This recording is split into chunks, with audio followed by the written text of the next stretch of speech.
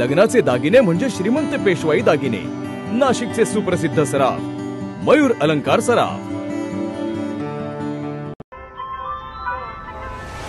ताज्या बातम्यांसाठी नाशिक न्यूजच्या YouTube चॅनलला सबस्क्राईब करा आणि बेल आयकॉनला प्रेस करा.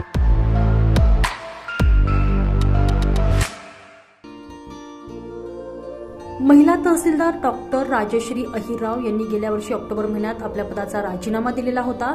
त्यानंतर आज मंगळवारी त्यांनी अधिकृतपणे भाजपत प्रवेश केलेला आहे. भाजपचे प्रदेशाध्यक्ष चंद्रशेखर बावन्नकुळे यांच्या उपस्थितीत त्यांनी आज भाजपत प्रवेश केला.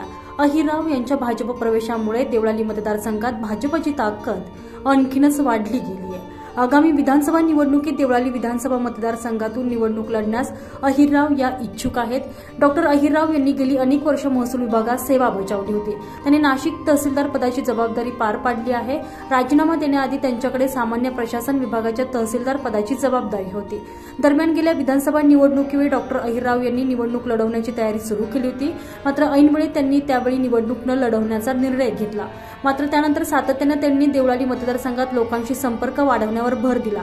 ग्रामीण भागातील रहिवाशांना आवश्यक मदत करणं, सरकारी कार्यालयात अडकलेली कामे मार्गी लावून देणं, त्यांना सरकारी योजनांची माहिती देऊन लाभ मिळवून देणं अशी मदत त्यांच्याकडून सुरूच होती.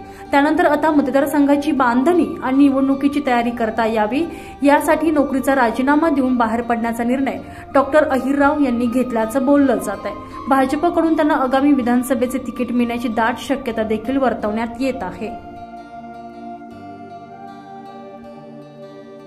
तुषार ढेपले, नाशिक न्यूज, नाशिक.